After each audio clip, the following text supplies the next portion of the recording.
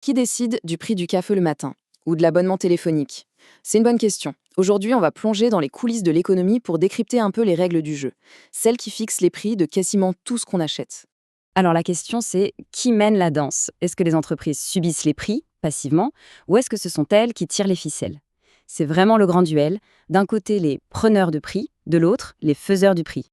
Ok, pour essayer de comprendre ce qui se passe dans le monde réel, qui est parfois un peu chaotique, il faut commencer par un modèle théorique, presque une utopie.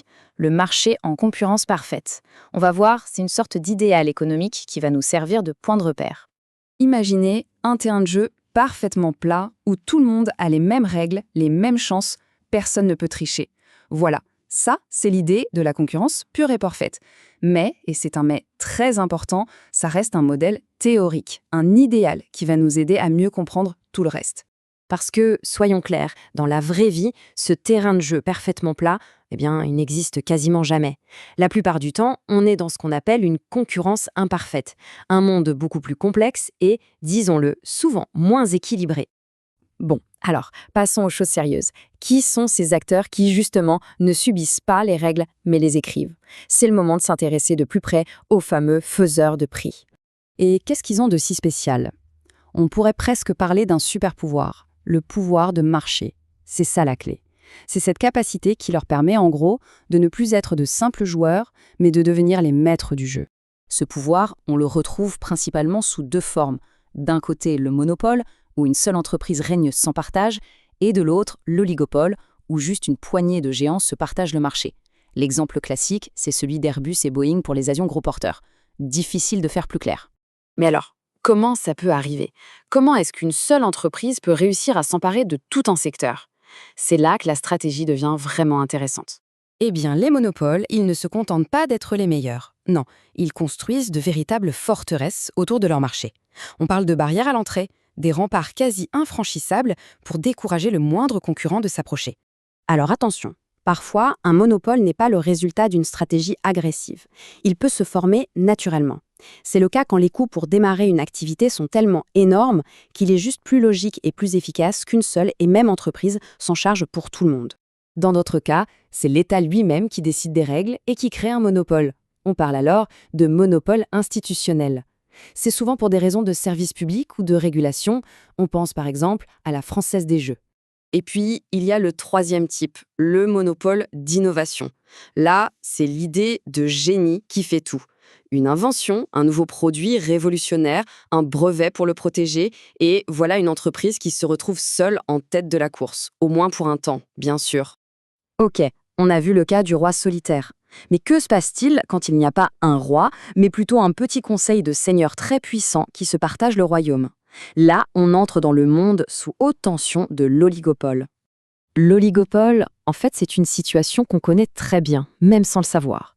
C'est ce petit club fermé d'entreprises qu'on retrouve partout, dans les télécoms, la grande distribution et même dans le marché de la bière. Et pour ces quelques entreprises dominantes, il y a un choix fondamental, un vrai dilemme. Est-ce qu'on se livre une guerre des prix sans merci ou est-ce qu'on essaie de coopérer, de s'entendre en coulisses? C'est un choix qui a des conséquences gigantesques, pour leur profit bien sûr, mais surtout pour le portefeuille des consommateurs. Le choix est vraiment cornélien. Première stratégie, la guerre des prix. C'est intense, ça peut faire baisser les prix pour les consommateurs, mais c'est risqué et les profits de tout le monde en prennent un coup.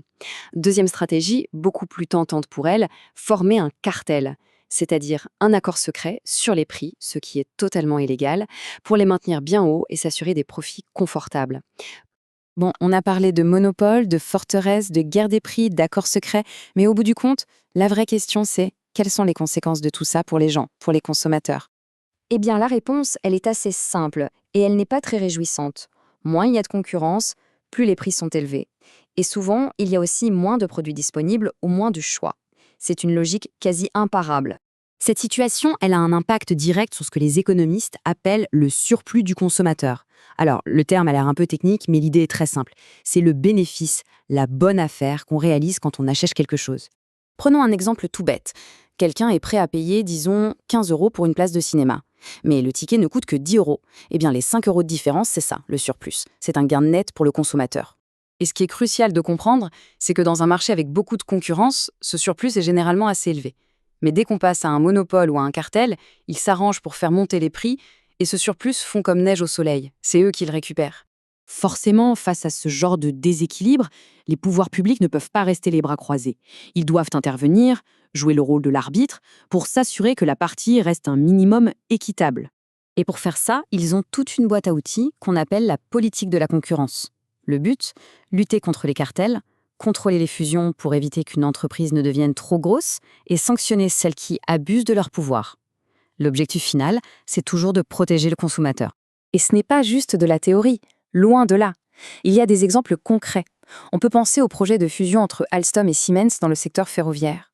Il a été bloqué il y a quelques années, justement parce que les autorités ont jugé que ça nuirait à la concurrence et donc, au final, aux consommateurs. L'objectif derrière tout ça, il est vraiment simple. C'est de stimuler la concurrence pour garantir des prix plus justes et plus de choix pour tout le monde. C'est redonner un peu de pouvoir aux consommateurs. Et tout ça, ça nous amène à une question finale, une question absolument centrale aujourd'hui.